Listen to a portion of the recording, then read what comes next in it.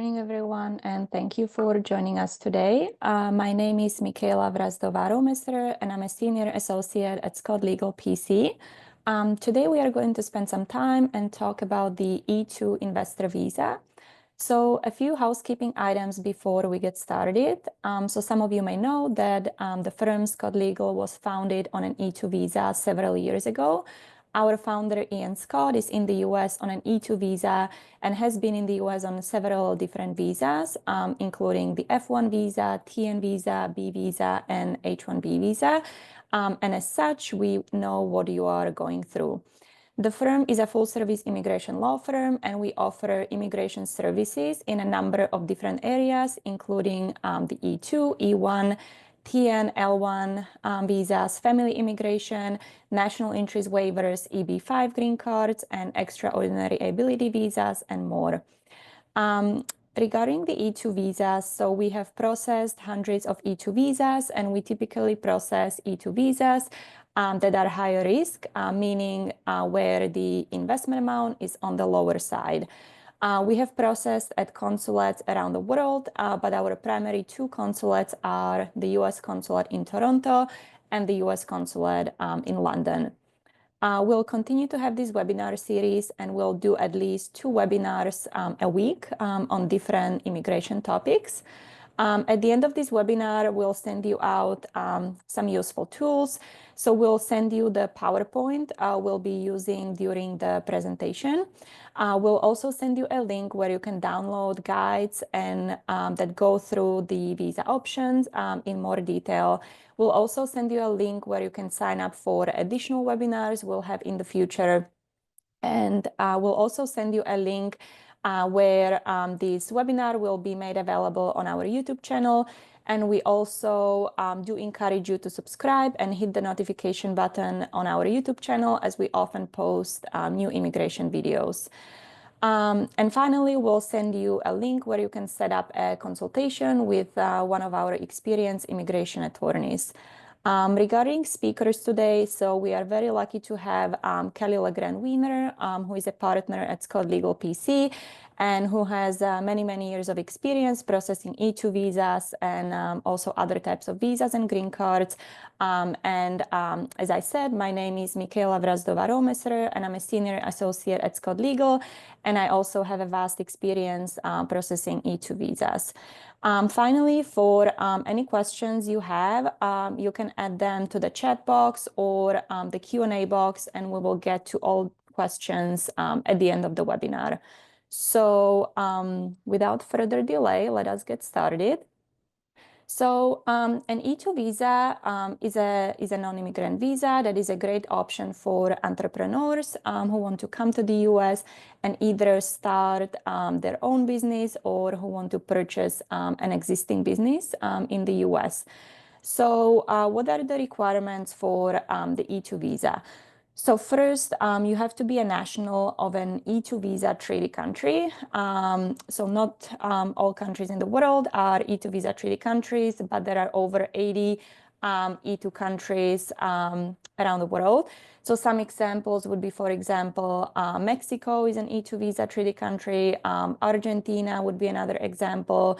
UK, Germany, France, Japan. So these would just be some examples, and there are many, many more. The next requirement is that the E-2 company must be owned at least 50% by nationals of the treaty country.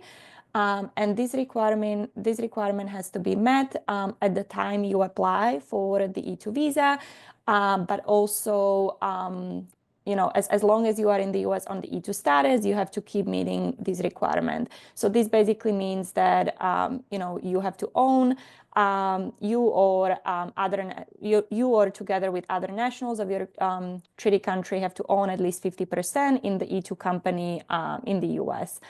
You also have to have an active role in the E-2 company, and this is the so-called develop and direct requirement. So this basically means that you cannot just come to the US, set up the company, but then, like not do any work for the E2 company. You do have to have an active role, so you would generally have to show that you have some kind of executive or managerial position in the E2 company. So next, you will have to show that you have made a substantial investment in the US company. So what does this mean? So to qualify for the E2 visa, you will have to show that the investment has already been made at the time you are applying for the E2 visa. So unfortunately, it's not possible to kind of say in the application that, like once you get the E2 visa, you plan to make all these expenditures. You will have to show that all the expenditures have been already made at the time you are applying. And this is so-called at-risk requirement because the money has been put at risk, meaning that the money has already been spent. So how much investment is enough? How much money do you have to spend? So we'll discuss this more on the next slide. And then you will also have to show the source of funds for the investment. So for E2, the requirement is that the money you are investing has to come from a legitimate source. So this can be any legitimate source. So, some common sources of funds are, for example, that the money comes from personal savings of the investor. The money can also come, let's say that if you sell a property in your home country, the money can also come from that.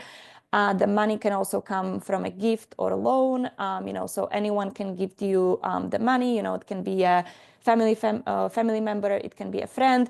But in that case, you would have to submit documents kind of explaining and showing where the person who is gifting you the funds, like where they got the money. So like, let's say, your aunt is gifting you $100,000 for the E2. You would have to submit a gift letter from the aunt and also, kind of documents explaining how your aunt got the money. So if the money comes from her personal savings from employment over the years, then you would submit 2 or 3 most recent tax returns of that family member. As I mentioned, the money can also come from a loan. So this can be an institutional loan or it can be a loan, again, from a family member or a friend. The only caveat here is that the loan cannot be secured by the assets of the E2 business, but it can be, it can be a personal loan, it can be unsecured loan, so those are fine. The only one that would not work for the E2 is a loan that would be secured by the assets of the E2 business. So the next requirement is that the E2 business must be real and operating.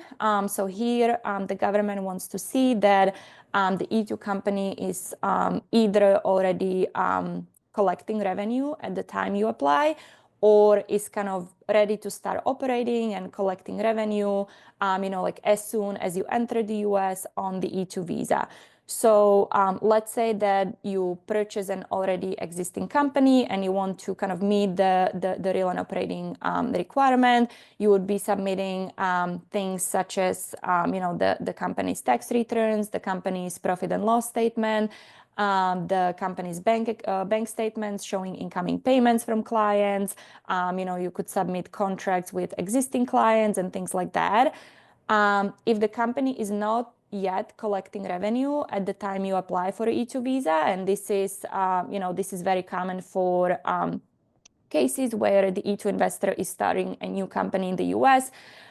You would be submitting evidence such as, evidence that you have set up a website for the company, evidence that you have set up a bank account for the company, evidence that you have all necessary licenses you kind of need to operate that type of business. If you have any contracts or letters of intent, you could also submit those, as those would show that you already have kind of clients interested in the services or potential clients interested in the company's services. The next requirement, and this is a very important one, is that you will have to show that you will hire US workers. So we'll discuss this in a little bit more detail on one of the next slides. But basically, to qualify for the E-2 visa, you have to show that the E-2 business has either present or future capacity to hire US workers. So again, if, for example, you are purchasing an already existing company in the US, it will be easy to show, and the company already has some employees, it will be easy to kind of meet this requirement because you would just be submitting things like W-2s from the previous years or payroll showing that the company is paying employees. In case you are starting a new business in the US, you would describe the hiring projections in a business plan. So for cases when you are starting a new business in the US, a business plan would be a very important part of the E-2 visa application. And in the business plan, you would generally include like a 5-year hiring projections, kind of explaining, like what employees you plan to hire, in which years, on what positions, kind of what will be the employee salaries, whether they'll be full-time or part-time. And our general recommendation is to have at least 3 employees by year 5 of operations. So it's not required that you have employees at the time you apply, but you will have to be able to show that you do plan to hire employees in the next 5 years. And then the last requirement is that you will have to show that you have intent to return to your home country when the E-2 status ends. So how this is usually shown in E-2 visa cases is that you would just have to sign a declaration kind of stating that once your E-2 status expires, you plan to return to your home country. So that's generally the only evidence that is kind of submitted to meet this requirement. Perfect. So what are the 2 options to obtain an E-2 visa? So the first option is if you want to start a business from scratch in the US, that's definitely an option that is possible. So in this case, how that would usually work is you would generally set up a company in the US. It could be for example, an LLC or a corporation. Then you would transfer the investment funds to the company.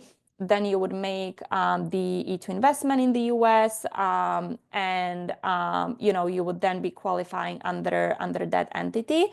The second option, how you can obtain an E-2 visa, is if you purchase an existing business in the US.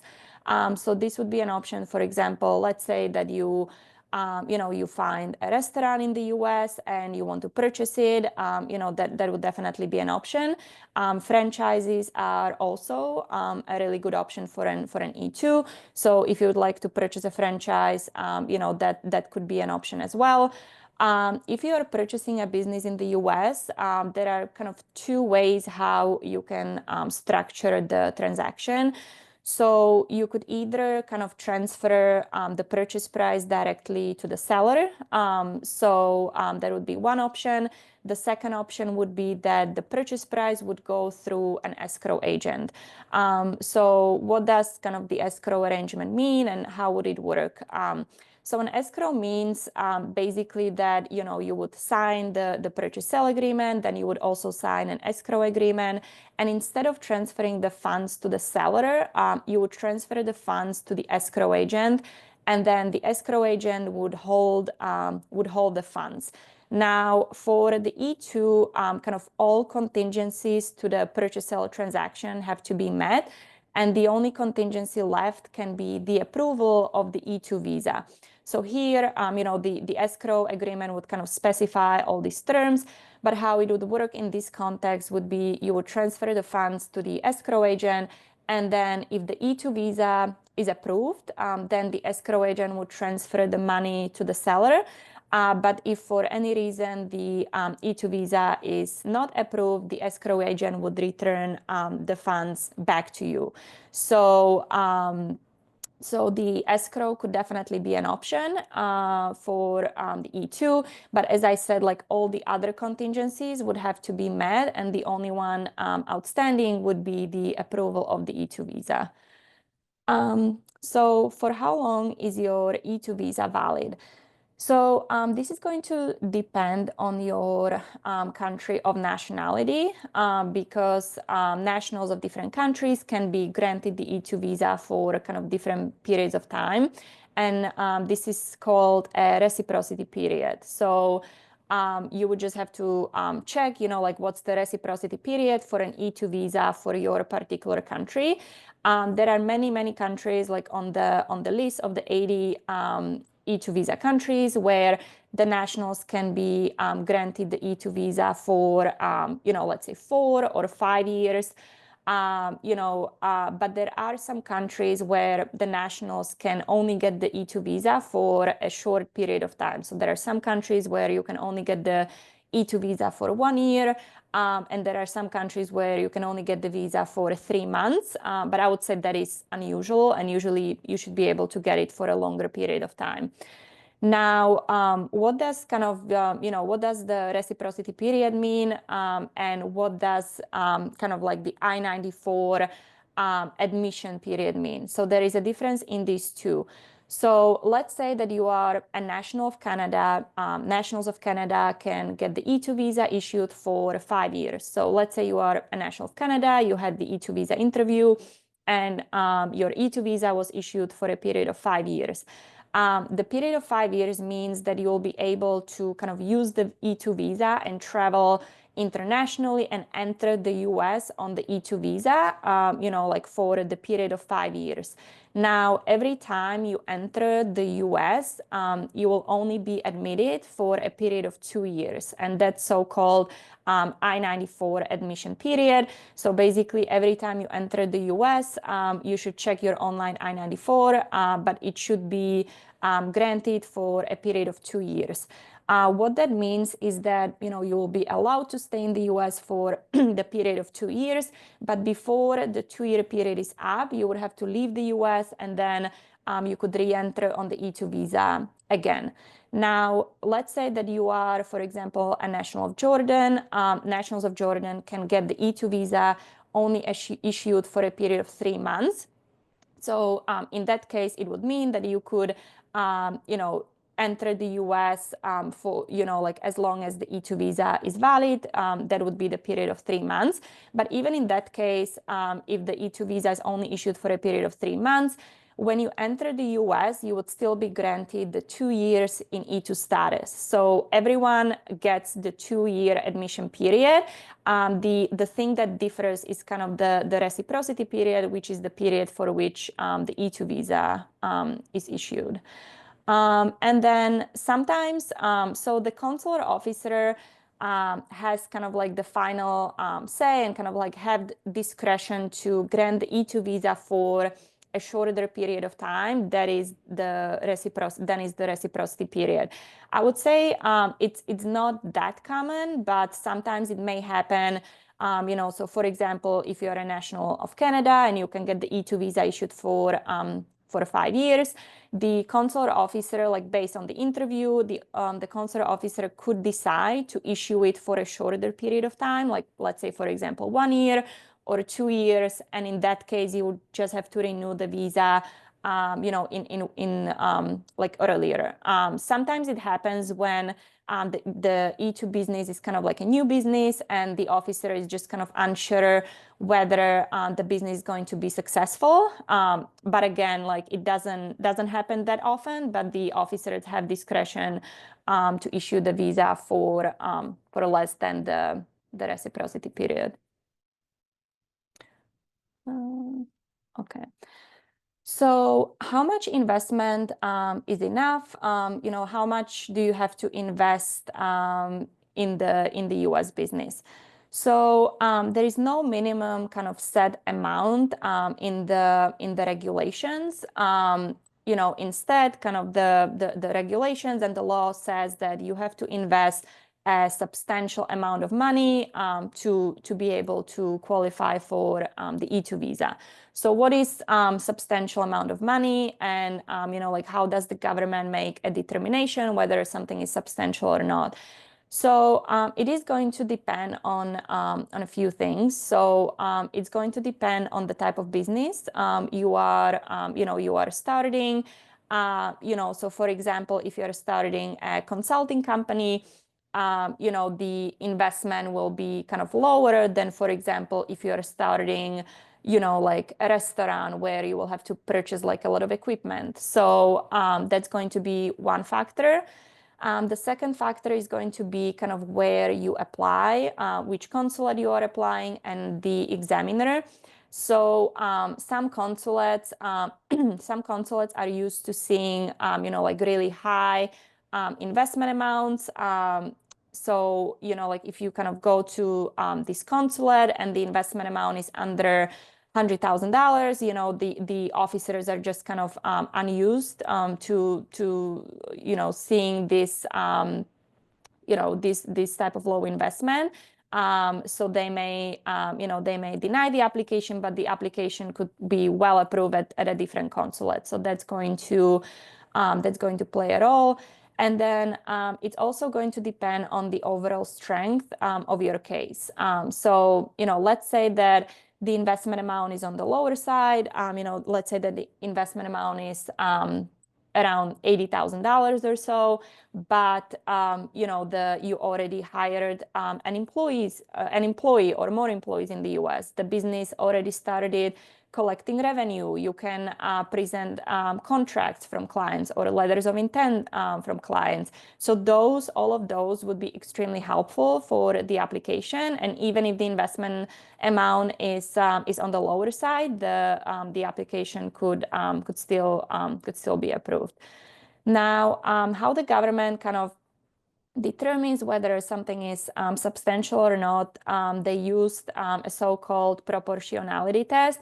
So they kind of look at the amount you invested to start that particular business.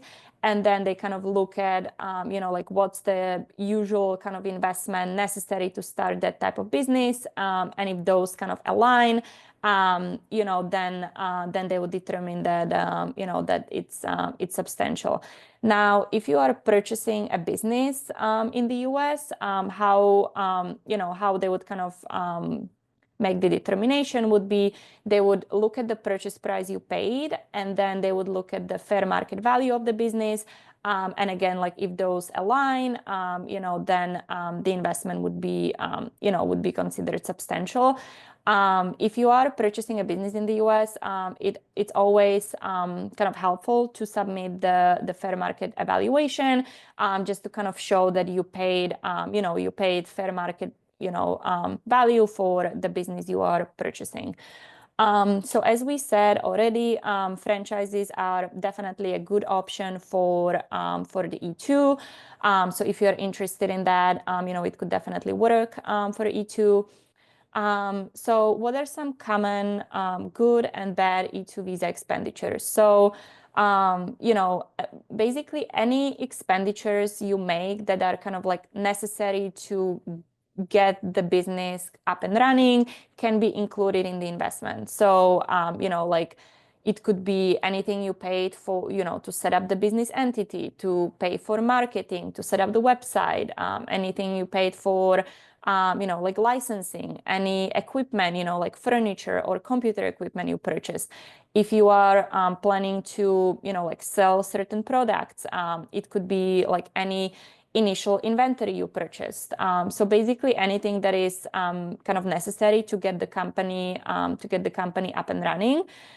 Some weak E-2 visa expenditures would be, or just some expenditures we wouldn't recommend including would be, for example, like any money you spend on flights to come to the US. So like, let's say that you came to the US a couple times on a D1 visa.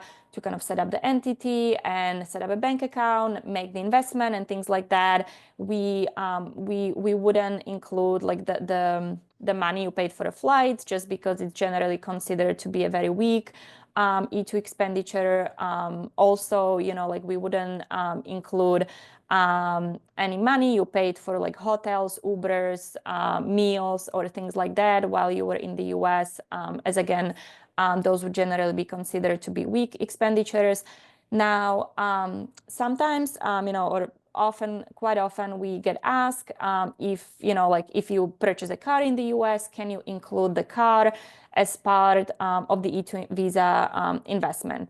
So the answer to that would depend on what type of business in the US are you starting. So, like if the car is kind of, like absolutely necessary to kind of operate that type of business, we would include the car, and the car would be quite a strong E-2 visa expenditure. But if you just kind of, let's say that you have a consulting business and you purchase the car, and you want to include the car, but you just kind of need the car to commute to work every day, in that case, we wouldn't include it, because the government could definitely kind of question, like whether that expenditure was kind of, like necessary for that type of business. Some type of businesses where cars are generally included would be, for example, if you operate like a construction company and you purchase a truck to kind of transport your employees and the equipment to the site, it could be included in that case. Or if you have some type of, like a car delivery, if you provide like a car delivery services or things like that, it could be included in that case as well. Perfect. So do you have to hire US employees? So as we said in the beginning, the answer is yes. The E-2 business must have either present or future capacity to generate enough income to provide for more than a minimal living for you and your family. And so this basically means that generally, to qualify for an E-2 visa, you have to show that you do have plan and that you will hire US employees. Our general recommendation is to have at least 3 full-time employees by year 5 of operations. But the more employees you have, like the easier the renewal will be. So basically, the more employees you'll be able to hire, the better it will be for your case. Do the workers have to be W-2 employees, or can they be 1099 workers?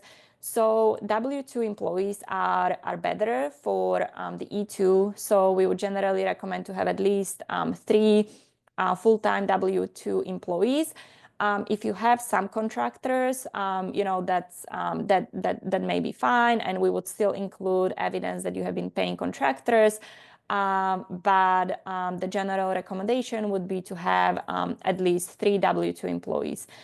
And so how do you prove that you have employees, or you plan to hire employees in the future? So if you're starting a new business, you would be submitting a business plan as part of your E-2 visa application. And in the business plan, you would be submitting 5 years of kind of personal projections, kind of explaining what employees in what year do you plan to hire. Now, if you are purchasing an existing business, then you would be submitting evidence of W-2s, pay stubs, payrolls, and then tax returns, all showing basically that you have been paying employees in the past years, and that you are paying employees currently. Perfect. So let's talk a little bit more about business plans. So generally, if you are starting a new business in the US, you would be required to submit a business plan as part of your E-2 visa application. If you are purchasing an already existing business in the US, you would generally not be required to submit a business plan, because in that case, you would be submitting things like tax returns, W-2s, showing, that the business has been successful.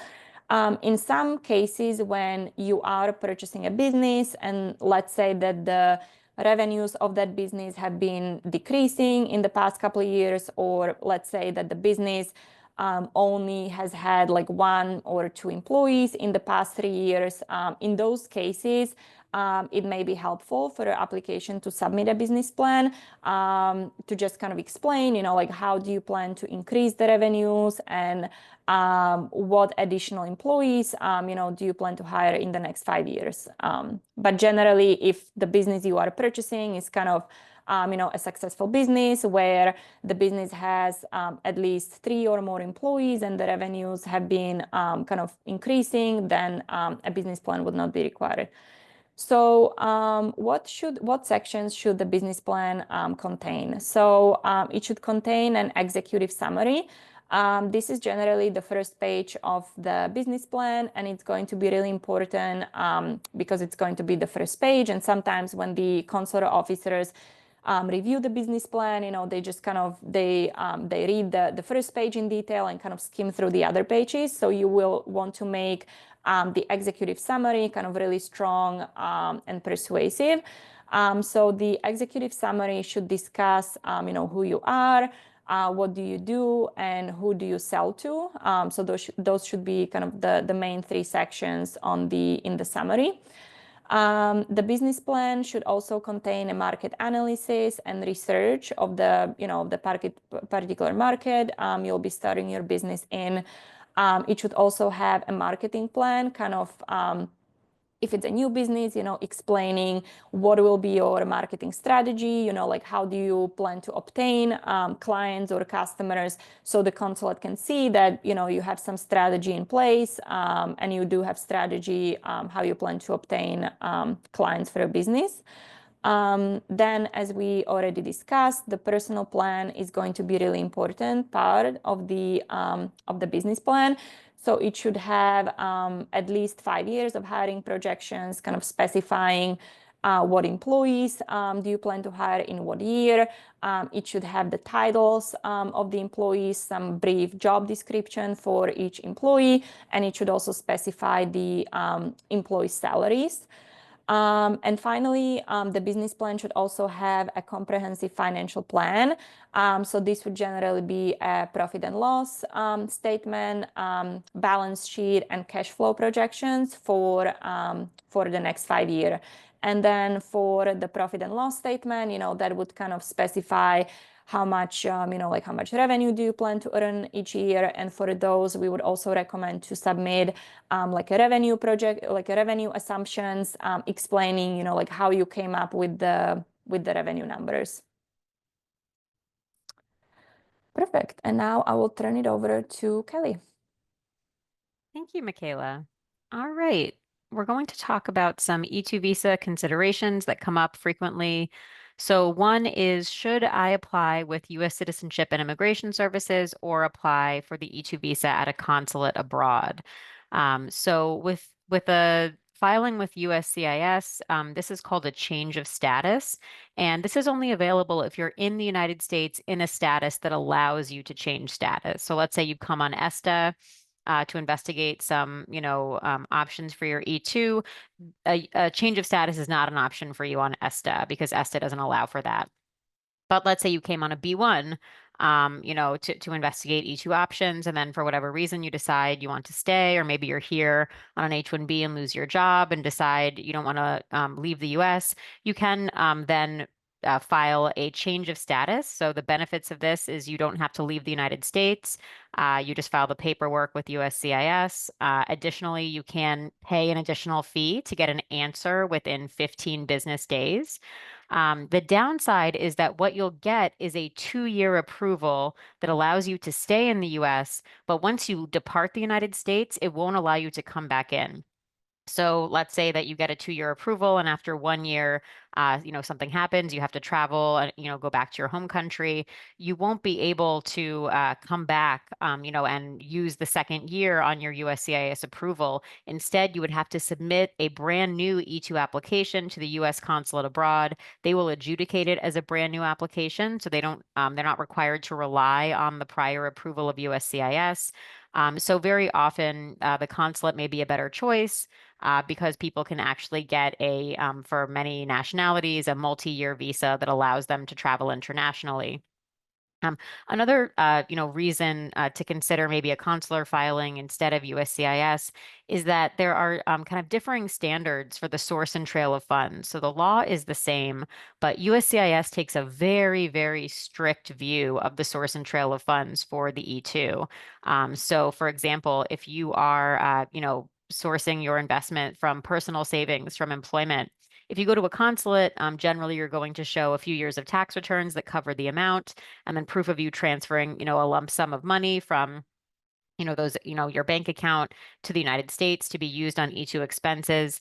If you're filing with USCIS, what they're going to want to see is not only the tax returns, but also your payroll summary, proof of the payroll entering your bank account and being sustained there, or if it was transferred to another account, proof of where it was transferred to, and then showing that maintenance of funds up until it was actually spent on the E-2 expenditures. So depending on, what source of funds you have, sometimes it can be very complex to do a USCIS filing because you do have to trace the money from its origin all the way through until it's actually spent on the E-2 expenditures.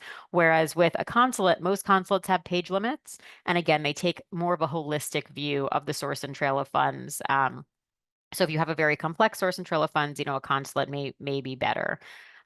One benefit of a change of status, though, is that USCIS is more friendly to lower investment amounts than many consulates.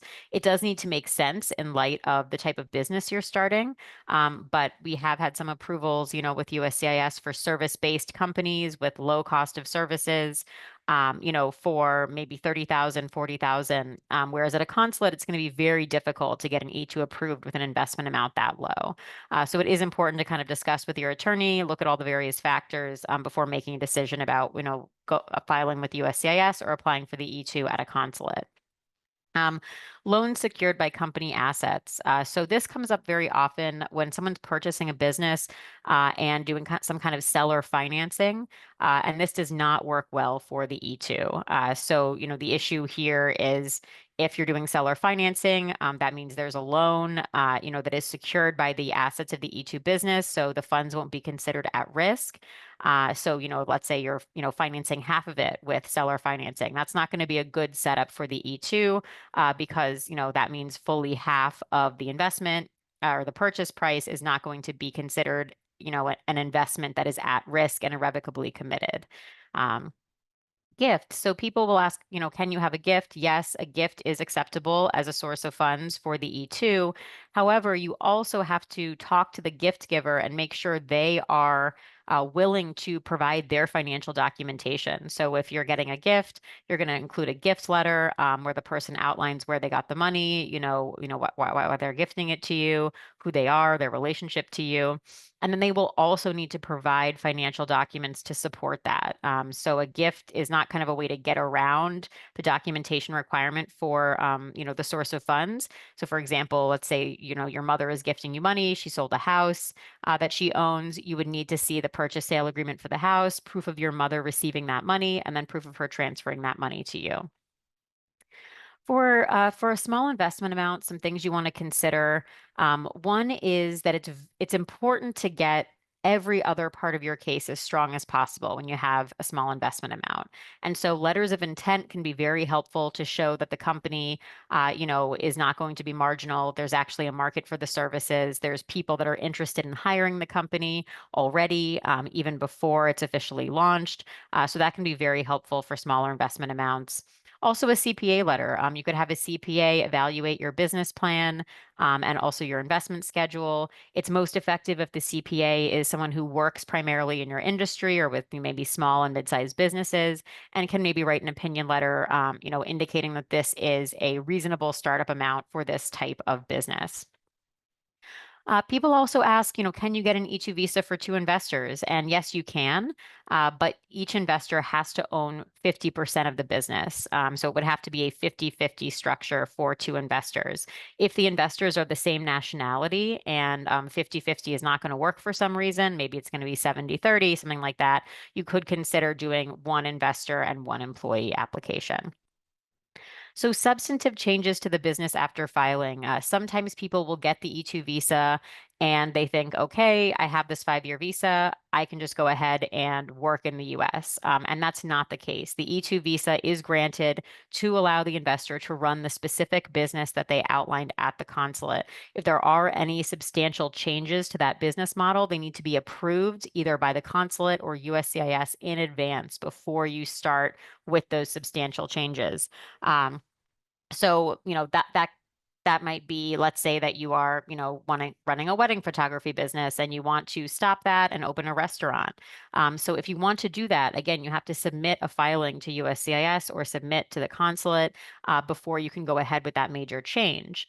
That being said, if it's a change that's really kind of a natural outgrowth of the business, let's say you started a marketing consultancy that, its niche was marketing to, the finance industry, but now you have a lot of, people kind of in the arts who are coming to you. That's not a substantial change. You're still offering marketing consulting services, just you have a different niche, than was previously anticipated. You also could build into your business plan certain changes or certain developments in the business to avoid having to go back at a later stage. So, for example, let's say you're doing some type of IT or software consulting business, and in the future you want to build a mobile app. In your business plan, you could contemplate that not only you're going to offer these software consulting services, but in years 3 and 4, you're going to focus on mobile app development. And that way, if you end up making that change, it's really not a departure, it's not a substantial change, and it's all been disclosed at the consulate. So if you go back for a renewal, you can point to that and explain kind of the natural, growth trajectory of the business. When you're applying for an E-2, there are some types of businesses that are higher risk. And we do have a separate presentation where we go over this in more detail, but just kind of summarizing it briefly here. So real estate, any type of real estate business, you can anticipate kind of more intense scrutiny. There's even in many kind of FAQs on the consulate websites, there's often a question that says, can I purchase a home and, use that as my E-2 investment? And the answer is no. There has to be a real and operating business that's not going to be marginal. So they're very sensitive to the idea of people who maybe own a property or two properties and are collecting passive rental income and trying to utilize that as an E-2 business. So if you are going to do a property management business, or you're going to be a broker, or you're going to be, you're going to renovate.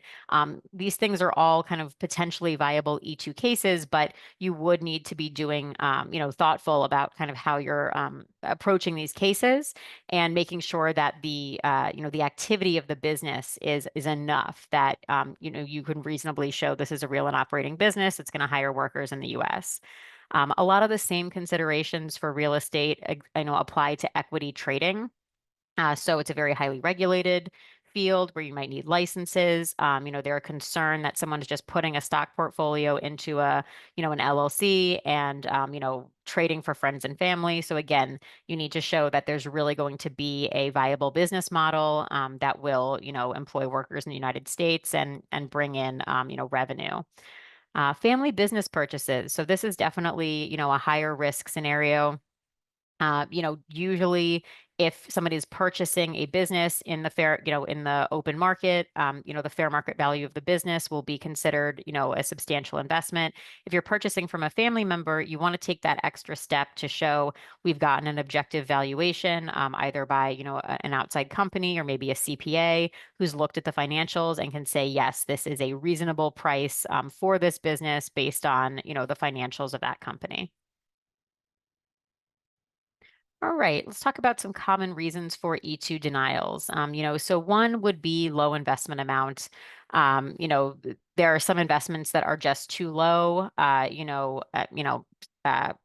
situation comes to mind where a client had spent $2,000 and put $98,000 in a business bank account, that's just never going to be considered substantial, showing that the person has, committed enough funds to show that they are, going to proceed, with the E-2 company. So if you get denied for low investment amount, one benefit here is that often, if there's additional working capital, you can rectify this. And this in the example that I gave, we advised this person on spending additional money. They ended up spending around 50,000, had 50,000 as working capital, and ultimately were approved.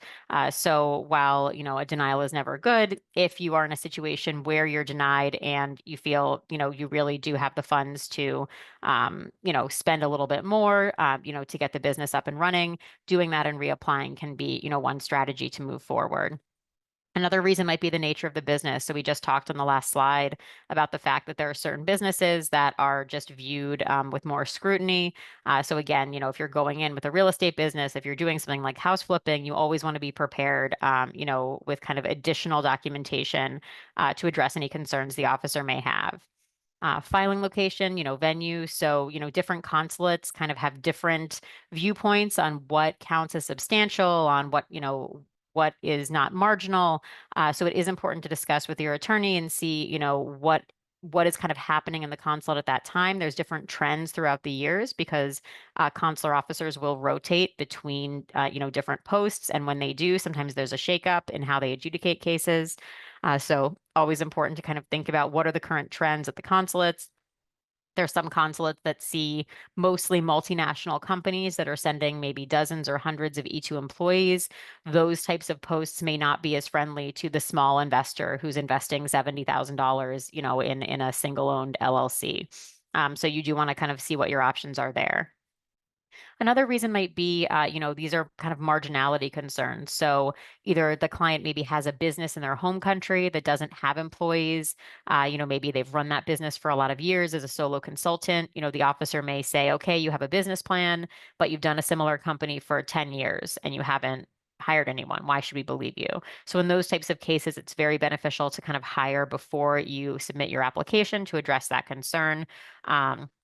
Consulting businesses in particular, I think there's a real concern they have that the person will just operate as a solo. So you do want to kind of take that into account when you're preparing your petition. Issues with the adjudicating officer. So consular officers are human beings. Sometimes they have good days, bad days. They have different levels of training. They have different ways they adjudicate the cases. If you really feel like your officer was, extremely, rude or unprofessional or, really off base on the law, certainly something to talk to your attorney about. If there's really clear legal error, there can be some, mechanisms to try to either work with the consulate or work with some of the legal governing bodies to try to see if that can be overturned. That being said, the officer has complete discretion over whether to, grant or deny the visa. So even if you get one that's very difficult, you want to be as polite as possible. Ask them what they were unhappy with. And usually, if you reapply, most consulates will try to give you a different officer the next time around. They don't guarantee it, but it is something they try to do. Another reason might be you didn't meet the requirements at the time of filing. So sometimes, people will file on their own or maybe with attorneys that aren't as, aware of the requirements. Maybe they submit an application where the entire investment is secured by assets of the E-2 company. That's not going to work, right? Or, the company is not majority owned by a treaty country national. So in those circumstances, it would be about going back to the drawing board, seeing where, the issue is, and then correcting it seeing if it can be corrected before refiling. What does it take to renew an E-2 visa? So hiring U.S. workers is key. This is what's going to make for a strong renewal. We generally recommend at least 3 to 5 full-time W-2 employees by year 5 of operations. This is initially outlined in the business plan. And then when you go back for your renewal, you would show, your W-2s, your payroll summary, things like that. Certainly we have renewed cases where there's less than, 3 to 5 full-time W-2 employees, But, again, those make for riskier cases. Often it can be helpful to show kind of the hiring history over the years. Maybe at different times your company had 6 employees, but now it has 2 because of, employees changing jobs or market forces. So it is good to kind of look at the whole picture of what's happened with the company over the years and, show there's good faith efforts to hire and to create good jobs for U.S. workers. That's going to be particularly important moving forward as we anticipate kind of very significant focus on both bringing revenue and, other economic benefit to the U.S. as well as hiring workers in the U.S. You also have to provide updated financial data. So, many consulates ask for tax returns for 2 years. Some of them ask for tax returns for every year since you got your initial E-2. So, for example, in London, they, want to see the full scope of, 5 years. They'll look to see, is the company, how are the revenues? Are they growing? Are they falling? Are they inconsistent? If so, is there an explanation for why? Is the company profitable?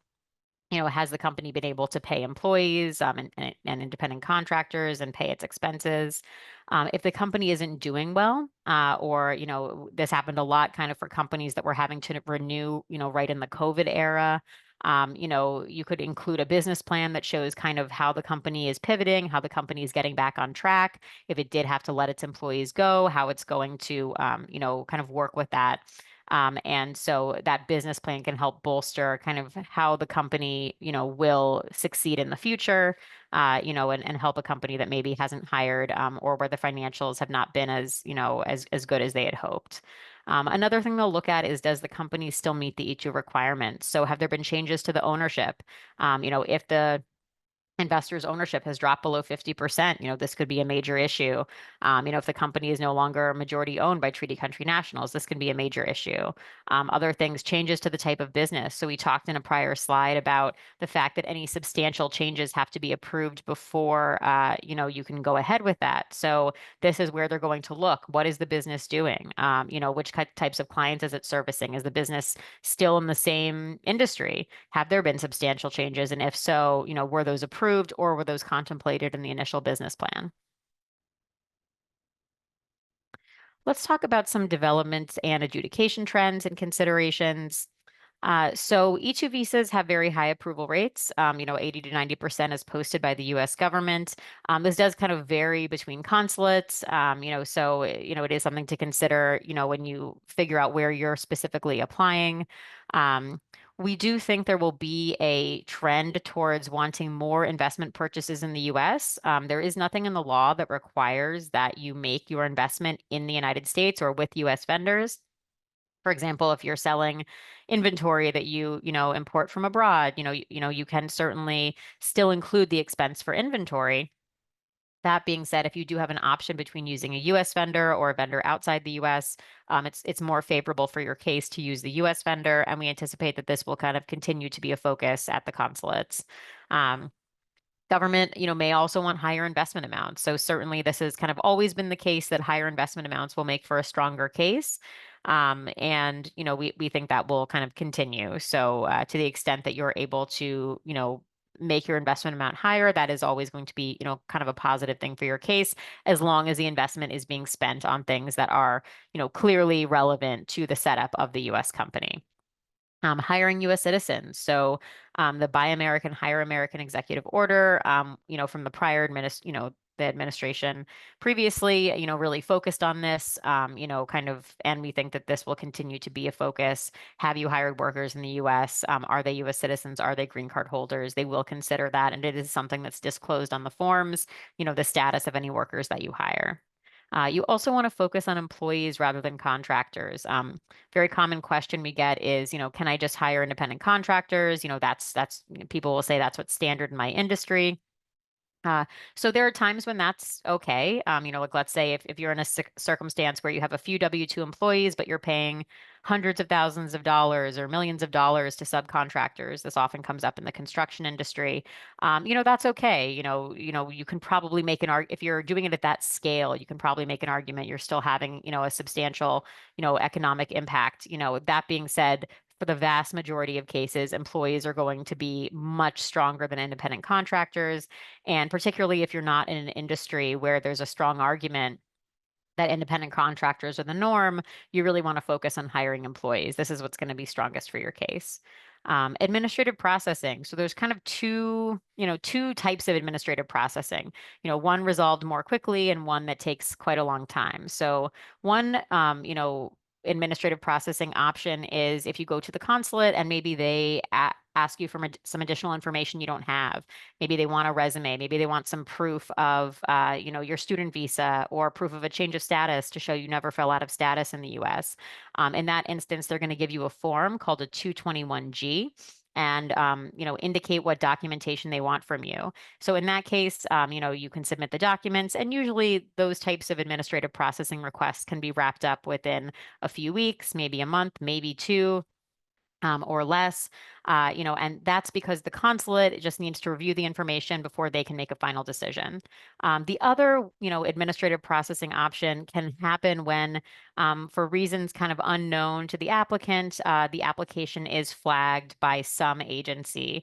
And these can take much longer to resolve because the consulate usually does not have the ability to move the case forward. They themselves are really just waiting for whichever agency has flagged the case, which may be for a name issue, fingerprint, criminal history, something came up in some of the databases. For any of those issues, it's going to take longer. And really all you can do at that point is continue to follow up periodically, maybe every 30 days, every 60 days with the consulate to see when administrative processing has finished. Consular officers say, yes, it's a good idea to follow up periodically. That being said, there's nothing they can do other than continue to follow up with whatever agency has flagged the application. They don't have the ability to advance, the case until they get that clearance. So we anticipate in terms of trends, more USCIS filings, certainly, people may be more reluctant to travel, may have issues where they're concerned about that. So in that case, the benefit of a USCIS filing is that you can remain in the United States. However, there's those downsides we talked about. In terms of, needing to prove a very significant amount of information for the source of funds, and the fact that you do not get a visa that allows you to travel. We also are anticipating longer waits at the consulate.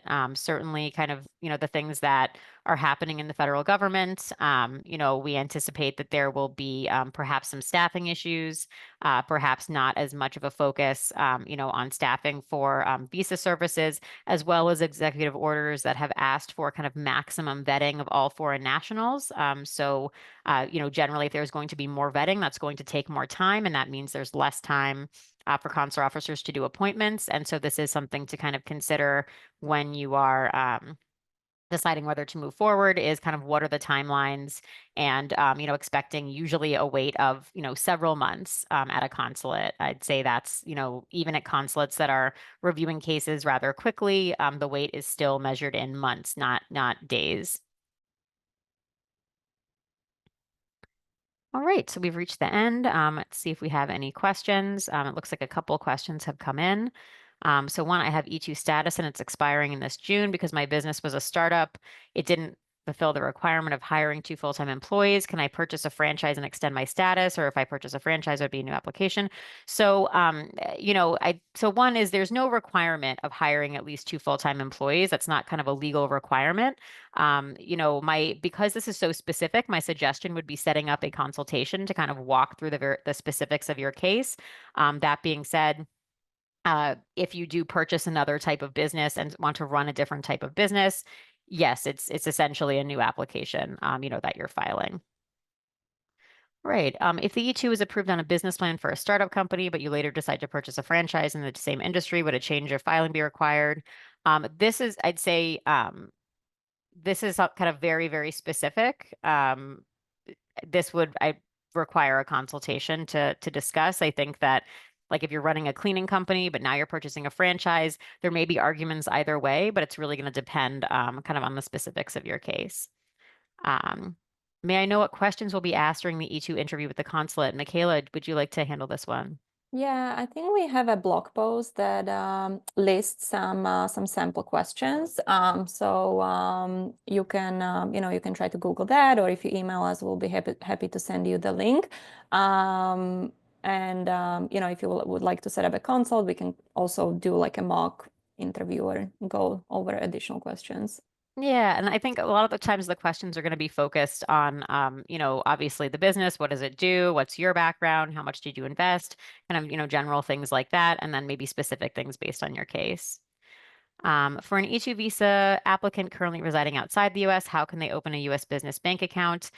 So generally, you will need to visit the United States. If you're incorporating a business here, you would incorporate, get your tax ID, get your proof of ownership. Now you want to call the bank branch to see what else they'll require of you. But generally, you do need to visit the U.S.